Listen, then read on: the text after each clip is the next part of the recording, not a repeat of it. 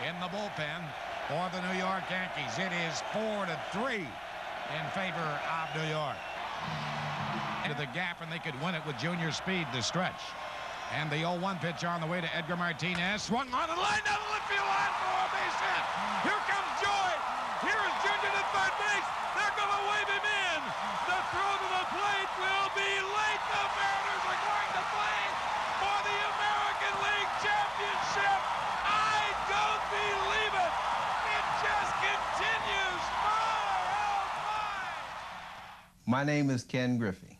My name is Bertie Griffey. My name is Craig Griffey. And I'm Ken Jr.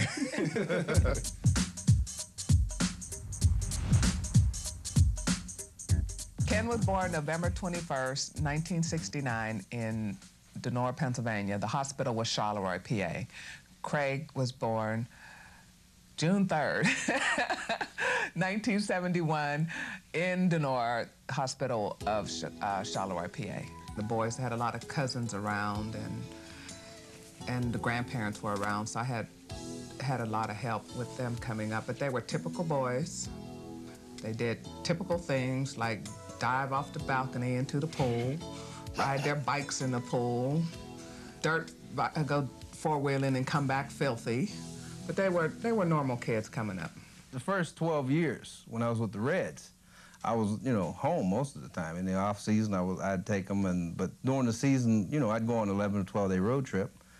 But I'd come back and I'd be home for 10, 11 days. But it got bad between the time 1982 to 1980, I'd say 1988 was when I was with the Braves and the New York Yankees. Was when I didn't get a chance to see him much. Well, talking about Dad as a famous father, I didn't know he was a famous father until I was in the 7th and 8th grade. Yeah, it didn't hit me until because he was just Dad. Coming out of high school, and then people started talking more and more, they hear the last name, and then all of a sudden people want to start talking about him. When I'm at home, I'm not Ken Griffey, the baseball player, Ken Griffey Jr., the baseball player. Actually, I'm Ken, and the only time I want my kids to know who I am is when they go to the stadium. Just with my dad, it was more of a privilege to go to the stadium. It wasn't that we had to go. It was like, hey, you guys want to go to the stadium? And we said, yeah. He would take us, and it wasn't like we were forced to go. He was great as a father. Everybody asks us about, you were there with Pete Rose, Johnny Bench, Joe Morgan, Tony Perez, George Foster. What do you remember about those guys? We're like, all we were there for is to see him. Those guys had their own sons, and they were sharing time with them. And we didn't worry about those guys. We were worried about what Dad and what could I steal from him. Like that McGregor glove that I still have in the room. No, you still have it. It's red. I know it. That thing's older than I am. Kenny we had a bat, a big wiffle ball bat about that size, and the that's Fat what Albert bat. Yeah, the that's red what he Fat used Albert when he was able to start walking. He was swinging the bat, and Craig was the same way, but he usually had the football, So, but like I said, it's always been a sports family. I've always liked baseball. Other sports, I wasn't real good at basketball. I could play, but I just didn't like it. Football, I didn't like the contact. I didn't like to get hit. I could hit somebody, I just didn't like to get hit. And baseball, it just worked out. I could take all my frustrations on a little white baseball. So, and I was a lot better at it. When they grew up, if they wanted to play a sport, they had to, once they registered, they had to finish it out. That was the #1 rule. They also had to keep their grades up. If their grades slacked, then they couldn't go to practice or even pull them from the team for a week. Or my punishment, not call my grandmother. His worst scolding was the fact that he wasn't allowed to go to his grandmother's house. So, that was most of it. So I rode my bike over there. Yeah, it was about 5 miles from our house to his grandmother's house, and he would get on his bike and disappear. And he'd ride his bike over to her house. One day I rode it, Yeah, And by the time I got there, I was waiting. he was waiting on me to bring me back. I know that my dad missed us a lot growing up. From 12 to 17, he didn't really get to see it. And, you know, but he made the sacrifice so we could do the things that we wanted to do. We didn't have to go to work. Like I said, he wanted to give us everything he didn't have, and that's what he did. He kept his foot in the door and was able to let us be kids and enjoy it. And you know, you can always, after a couple of years, get on a winning team, but you can't always watch your kids grow up. And that's what I think, you know, my dad missed about us. Probably my first memory about playing baseball. I got home after our first game, and I go, Dad, I got 4 home runs, even though 3 of them were errors. I said, no, they're home runs. I touched all the bases. They were home runs. And he used to argue with me. And Mom's, no, they're home runs. You have to him, they're home runs. Well, I started realizing how special Junior talent was when he was around about 11 or 12 years old. I'd say I was traded from the Yankees to the Braves. I got a chance to see him a little more, play a little more, but as he got older and watched him be a little more consistent, it seemed like, you know, between ages of 12 and 13, he was playing Little League ball. It seemed that he was a lot older than the kids he was playing at his own age, and that's because of his talent, his experience. I knew exactly what he can do, and he knew exactly what he can do at the time. He knew that how hard these pitchers threw, what he can handle, and what he couldn't handle. So those are the things that I found out when he was real young, at 11 or 12 years old, that he'd be able to play this game easily. Well, you know, it's not that easy. Everybody thought it was easy and fun taking them to their games and everything, but I'm trying to go to his games, I'm trying to go to the boys' games, I'm trying to do everything, and it really gets complicated when you have 2 boys on 2 different teams that are playing 2 different ends of town. At the same time. At the same time. So I remember being frustrated behind that part of it. I don't know which game to go to, how to divide my time. And that's where the grandparents came in, because they would help me out by going to one or the other game so that I can go to one or the other. And that made it a little bit simpler that somebody was at their games. I'd leave for spring training in February, and sometime I wouldn't get back home till the end of September, early October. And I wouldn't make it back to Cincinnati until then. So that was a tough part for me. I know it was tough on them. Every once in a while, you know, when they're talking about discipline, he would do something, and they'd send him to New York. You know, first-class ticket. They would just send him straight to New York, so I would have to deal with him. So when he got there, that's when he really learned his skills of baseball, because his scolding was that we was going to the stadium to hit.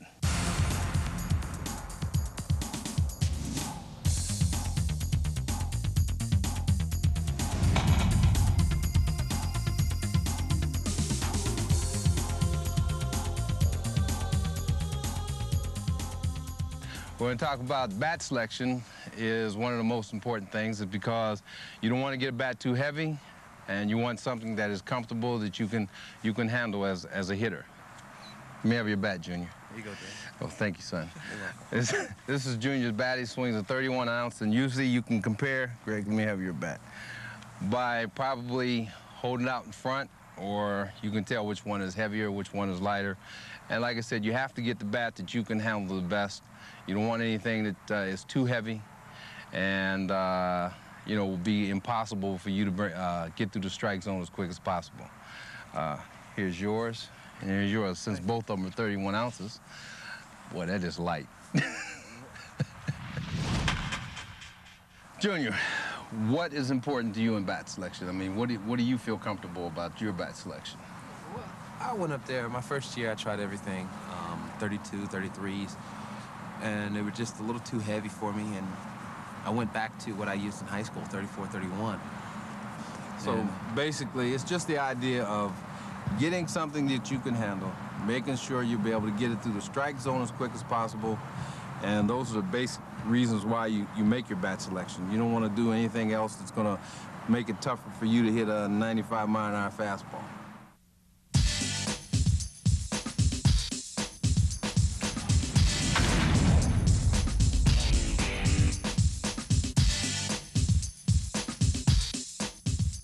You know, everybody asks me how come I don't show a lot of emotions when I play. And it started back, I was 14. And all the guys on the Little League team hit home runs. And they always run around the bases throwing their hands up, yeah, yeah, yeah. And I hit one and I threw my hands up yelling, yeah. And I got all the way to home plate, touched home plate, gave everybody a high five. And all I see is this. It's my father pulling me aside and saying, you know, you've never seen me do that, and you shouldn't do it. And, do what? Throw my hands up when I hit a home run. Oh, in other words, you showing up everybody. Yeah, he said, you do not show anybody up, because that's not good sportsmanship. And finally this year I hit a home run, and it was a reaction that it was a game-winning home run, my first one of my career. And I threw my hands up, and as I'm rounding home plate, well, rounding the bases, I touch home plate, I get and congratulate everybody. I'm walking the dugout, I said, oh, I hope my dad don't see this one, because I know I'm going to hear it. I mean, he was... No, that was a game winner, though. Yeah, but... It was a game winner. I can understand. That was a few that you had. That was the first one you ever had. Well, having fun for kids is most important, because you don't want them to get disinterested in playing sports, any kind of sports. That includes football, basketball, running, track. You want them to have fun with it. You want them to enjoy it. You want to be able to sit back and enjoy it yourself. If they're not having any fun enjoying the sport that they're out there playing, then it's going to be tougher for them to excel. And you want them to always enjoy the game and always to have fun. When they're growing up, you teach them the proper terms, and they can tell me anything, which is the way I wanted it. So when he told me he needed a new cup, I said, what size? Because I knew at his age, he was 15, I knew at his age it would go by the waist. And so he just looked down and he goes, I guess I'm as big as Dad. You know?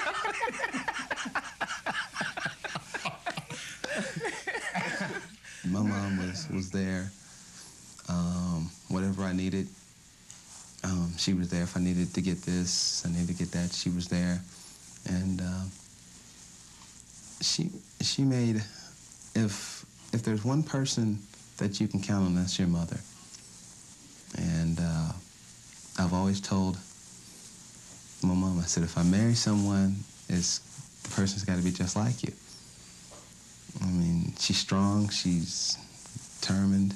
If she wants something, she's giving, lovable. I mean, if I could move back home today, I would. But my dad says that my wife and kids can move in, and I have to pay rent, and that's not fair. Now let's take a closer look at the grip. Let me have the bat here, Craig. First one is usually, most people will usually go from knuckle to knuckle to talk about the front of the hand, basically trying to get the bat in the palm of your hand where you can usually use your wrist on this. But how is your grip different? Or do you have a different grip for yours or what?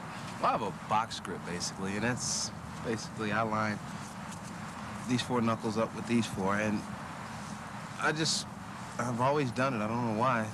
It just felt comfortable, and it seemed to work. I mean, I hit the ball to all fields. It's just I didn't feel really comfortable because I felt like my elbow was too far tucked in, and in order to hit, you have to get your elbow up a little bit. I felt that that's where I was comfortable, was keeping it like that. But when I end up swinging the bat, my knuckles end up going halfway and almost lining up like that, just when I'm out there. Yeah, it's probably going to end up that way. Yeah, but when I start out like this. The biggest thing about the grip you shouldn't do is make sure you don't have the bat back in your hand here, because you're not going to be able to get the bat around at all. This is a situation where if you get jammed, you will be hurt for a while. But no, you don't want to do that. You want to get the bat out in this area where you can basically grip the bat and be able to feel the bat in your hands. How heavy the bat is or whatever, you know, you can feel the weight and be able to use the bat basically in the right manner. But if you get the bat back in here, you will not be able to do too much with the bat.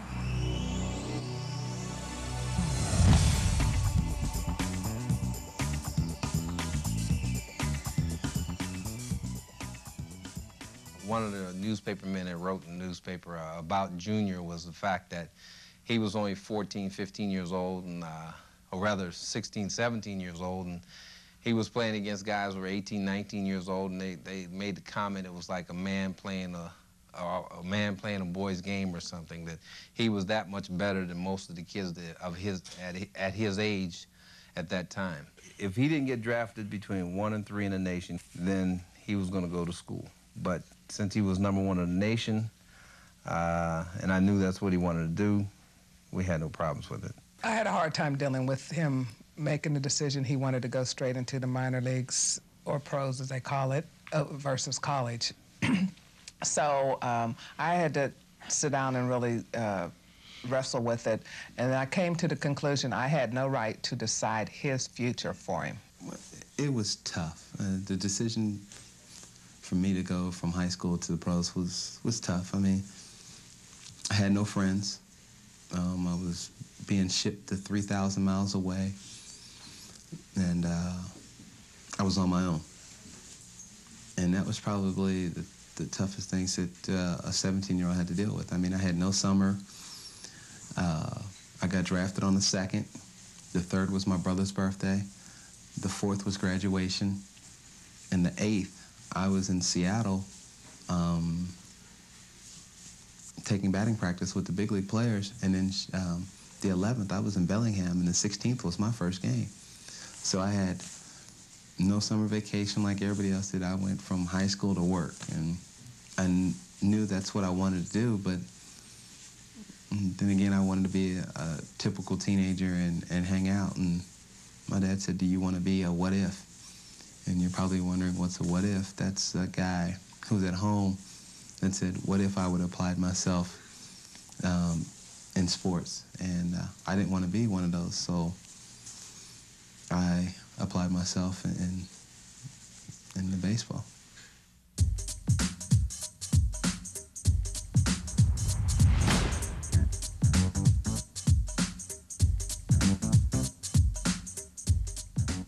I was considered the bonus baby. Big bonus. I got the big bonus on the team. So, you know, I mean, that's what they call it. And they always, anyone that's #1 draft choice for any organization is usually called the bonus baby. Franchise player. My first year big league baseball, I had Jeffrey Leonard, Alvin Davis, Harold Reynolds, Dave Valley, Henry Cotto, even though Henry spoke Spanglish, which is English and Spanish at the same time. So I had to get a translator sometimes. But those guys really helped me out. Jeffrey Leonard especially, because he said, I don't want nothing from you. I'm going to teach you the correct way to play baseball. And I made a couple throws to the wrong base. One particular is that I threw one to third to get Lou Whitaker out on a double play. And as I'm throwing, he's yelling no. And I ended up getting Lou at third. And I'm running in. I got all my high fives out the way. And he grabs me and says, come here. He said, that's not how you play baseball. He says, I'm going to tell you and teach you the correct way to play. And for 2 years, he did that. And then some things that I didn't understand, I would ask Dad.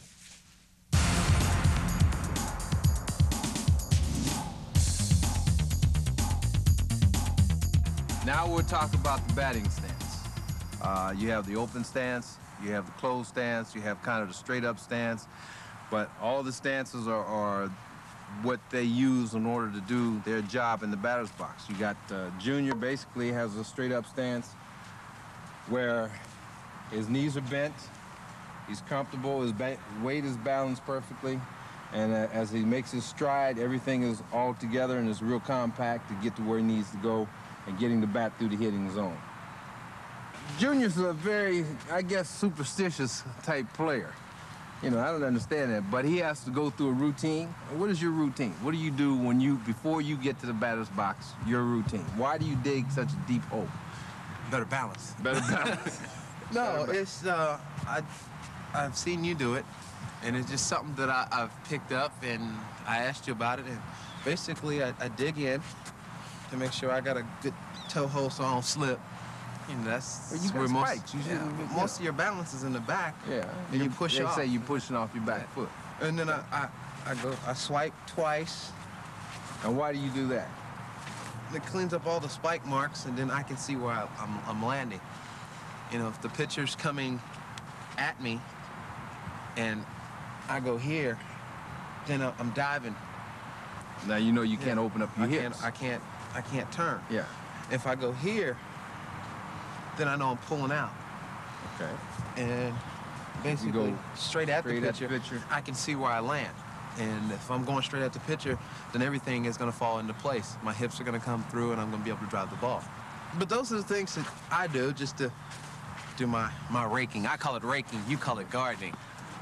What we're talking about is where people like to stand in the batter's box. You got some that'll stand in the far corner, some will stand in the back, some will stand in front. There's different stances or different places in the box that most guys like to stand, and I guess it's because of how they feel, what they are most comfortable with, how they can handle different pitches. Like I said, if you have a guy that's a good forkball pitcher that has a real good one that's going to break early, you want to move up in front of the plate in order to cut the ball off from dropping too soon on you. And if you got a guy that got a good fastball, you want to get deep in the batter's box in order to handle that fastball. So those are the basic differences in terms of where people like to stand in the batter's box.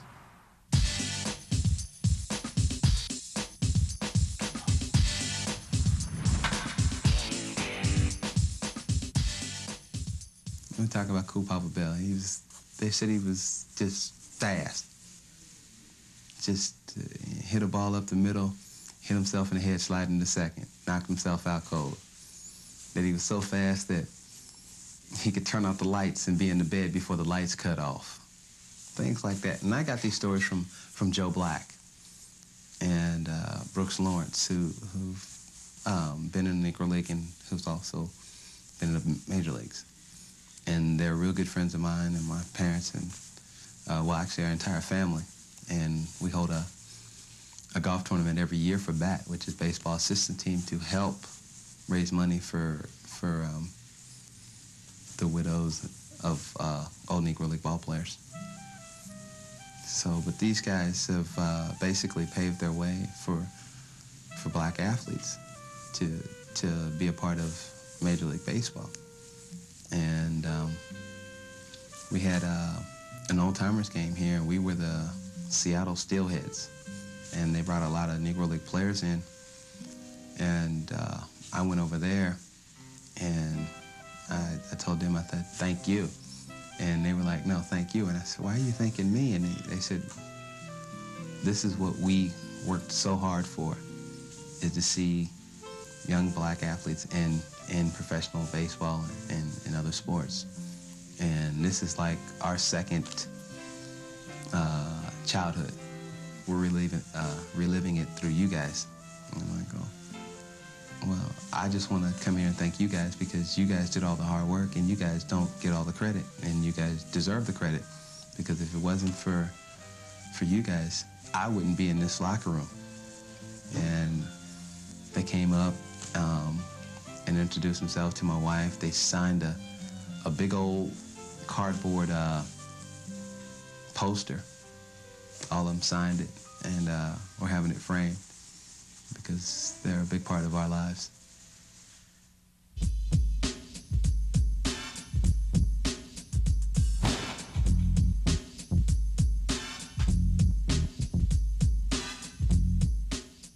We're talking about the stride, the basic stride, and usually the stride is something, a mechanism just to get you started in order to go through the strike zone or toward the pitcher. And Junior has his own type of style of stride, which is about 3 inches. It's still something to basically keep you under control. You don't want to overstride, which pitchers love to see, because they can They can throw you an off-speed pitch and have you out in front, or fork balls or whatever. So you tell me, in your words, why do you use your stride, and what do you think the best way of going about it? Well, to me, baseball's a game of balance. The pitcher has to go back to go forward. You have to go back to go forward. And whoever stays on balance the longest usually wins.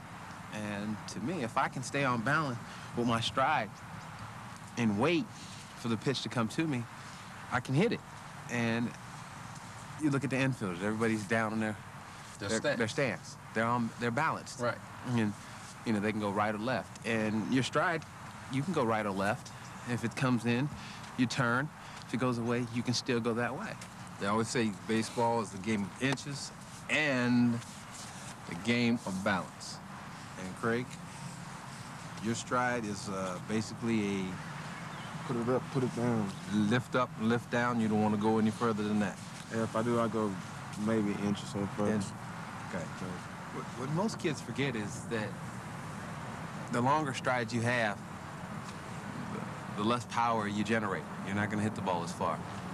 They see that, you know, well, if I stride real long, I'm going to hit the ball longer. It's the reverse opposite. The shorter strides, you get more power. You get more of your body behind it, and you stay through the ball longer.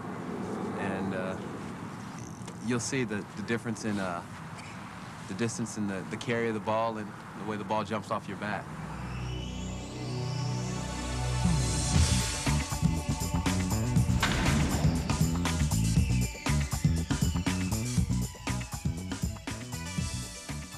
I love watching the 75 World Series. I mean, that last game was just awesome. And that's with Senior playing, of course. And with Junior, I mean, just his first home run. Because I remember that vividly because I seen his first hit in Oakland, and I drove his car from Oakland to Seattle while they went down to California. And he went 1 for 18 or 1 for 19 that whole road trip. And so this reporter had sat down in front of me and asked me about Junior's slump. I was so busy explaining to this reporter, we do not use the word slump in our home. What do you constitute a slump? I said, he's hitting the ball. They're making fantastic catches. He only struck out 3 times in that 19 ABs. What is a slump? And as soon as I said that, Junior hits his first home run. And I looked at the reporter and said, what slump? So I remember that more than anything of watching Junior all these years, the very first home run. I think the #1 on my list in terms of remembering my great moments in baseball was the time I got a chance to play with Junior, and which was a very emotional roller coaster for me because, you know, I played for 19 years, and now I get an opportunity to play with my son in the major leagues, which was an awesome thing to do. I didn't think I'd be around long enough to play for 19 years at that time anyway, and you know, getting a chance, an opportunity to play with Junior was probably the #1 thing in my career. I mean, for anybody to play 19 years in the big leagues and done, you know, what he's done, you can only take your hat off to him. I mean, I can't tell him that because his head will get big, but I mean, he's my father, and I mean, the catching, the running in the outfield with him, the batting practice that we took, playing the games. I mean, I could win, you know, 5 or 6 World Series, but to sit there and say I've done something that nobody else has done, and that's play with my father, means a lot. First time we actually played together, we were tossing the outfield. And he looks at me, and we're about 150 feet away from each other tossing. And we get closer. And he said, well, when we first started tossing, you looked like you were 12. Then when I got up next to you, I'm looking up at you. Well, that's true. You know, I mean, it was just one of those things that all the time that I was throwing with him, you know, I mean, ever since he was growing up, he started to grow on me when he, you know, when he started walking toward me, you know. But I looked at him, I said, he's 12 years old. What am I doing playing with him? And we're in the big leagues, the major leagues right now. And, you know, it's just a strange feeling that then when he got close to me and I'm looking up at him, I said, oh, geesh. I said, are we really in the big leagues together right now? Now we're going to talk about plate coverage. Basic plate coverage is that you want to at least cover these 2 to 3 inches on the outside part of the plate if you're a left-handed hitter, and still be able to make that adjustment to get the fastball on the inside part of the plate, and same for the right-hand hitter.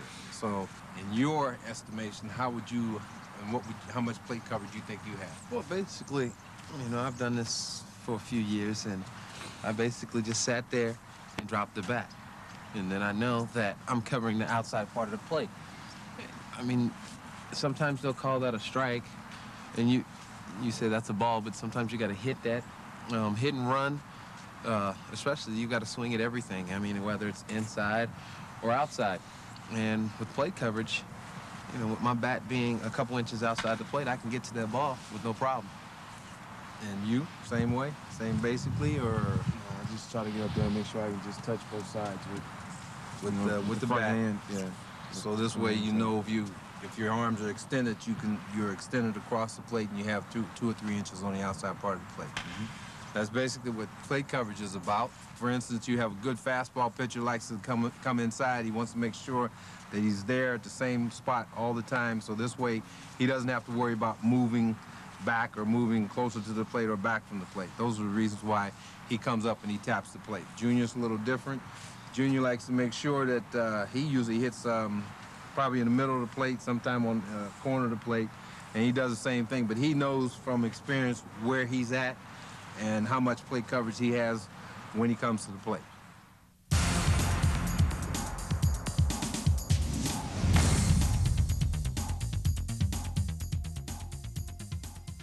Talking about where I hit mine first, about 415 feet straight away center field. But he had... And he hit his like 360. But see... It just slid down the back of the wall. He wasted distance. What do you mean wasted? Then I crushed it. He wasted distance.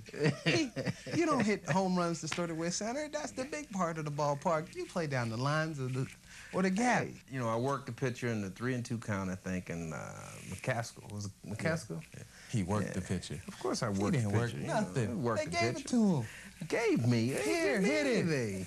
3-2, kid. Well, get your son out. Yeah, that's what they was going to do, try to get me out. They was telling him. So I hit it straight away center field. And as I got to third base, I'm round third, and he's the first one to greet me. And I'm looking at him, and I said, because the last time I hit a home run was in Boston. And as I come around third base, he was determined to hit a home run right behind me in Boston and didn't do it.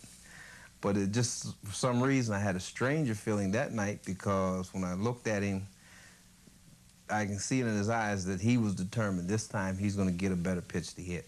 As he's running around the bases, I'm going, that never happens to me. Why can't I hit one after him? I've already hit back-to-back home runs with a few other people. And I just said, this would do it if I did it with my dad. He touched home plate. That's how you do it, son. Keeps going. Now I'm looking and going, oh, that ain't right. Confidence level just... And yeah, but I could see you was going to hit one anyway. I got to 3-0, and they give me the green light. I look back into the dugout to make sure my signs are not crossed or anything, and everybody's going, yeah, swing. And I hit it to left center, and it went out. And as I'm rounding home base, I'm rounding the base, and I'm thinking, what can I do to my dad? And what can I say to him? I couldn't think of anything. I touched home plate, gave everybody high fives. He's hiding in the back because I wanted to get him first. And he made sure I got everybody. And then he came up and gave me a hug. He goes, we finally did it. We did another thing that nobody else will probably ever do. That's great. I mean, that's a lot of fathers and sons' fantasies would come true. No doubt.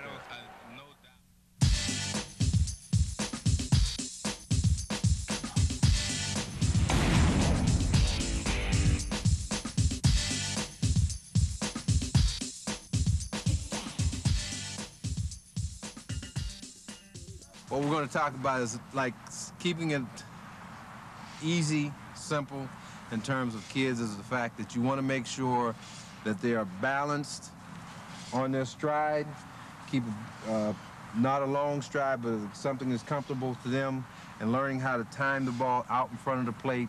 And those are basically what kids should learn, and not worry about all the other situations in here where it's going to kind of be mind-boggling to them. You just want to be the basic stride, the balance, and then the timing out in front of the plate. I mean, the two things that my dad taught me was just hit the ball out in front.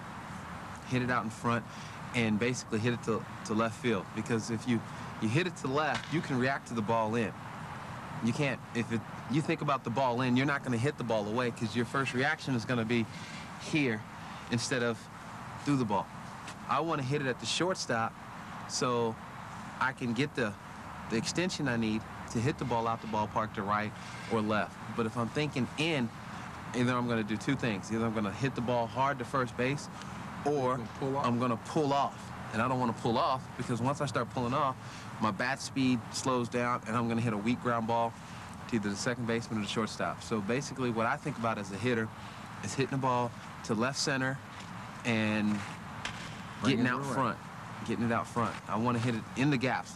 But it's all balance, maintaining your balance, the starting point of your stride, and where you want to be when you finish up. Everything is, like I said, we talked about it before. It's basically the balance you have when you start your swing and when you finish your swing. That's basically what it's all about. Dad, we appreciate what you've been talking about all day, but it's about time that we start hitting. You ready to hit, Craig? I'm ready. And I'm ready. Well, let's go get it. Well, when I leave the dugout, I see who's on base, who's pitching, where the defense is playing. So by the time I get to the plate, that I'm mentally prepared to hit the ball wherever I need to hit it. If there's a guy on first, I try to hit the ball in the hole or the right side to get him to first and third. If the guy on second, then I automatically try to hit the ball to the right side. If there's a guy on third, infield playing back, I can basically hit the ball anywhere. If the infield is playing in, then I try to hit a ball that I can hit up in the air. But these are the little things that I think about before I even take a step into the batter's box. You want the pitcher to react to you, basically. That's my feeling, is when you're at the plate, you don't adjust to him. He has to adjust to you because you're the one that's moving in the box. You can move up, you can move back, you can move in, you can move away, and he has to make the adjustment to you. And that's little things that my father has taught me over the years, is basically stay in there and let him make the mistake. I'm learning to be a patient hitter, and it's just working the count into your favor, making the pitcher throw a lot of pitches, make him throw his best pitch early, and mainly keeping him off balance. Basically, I look for balls in zones because they're going to pitch me a little bit differently, but in Little League and in high school, you just see the ball and hit it. That's something that I've learned, that in order to be a good hitter, you just have to watch the ball and see it come out of his hand and then react. So you just have to be patient as a hitter.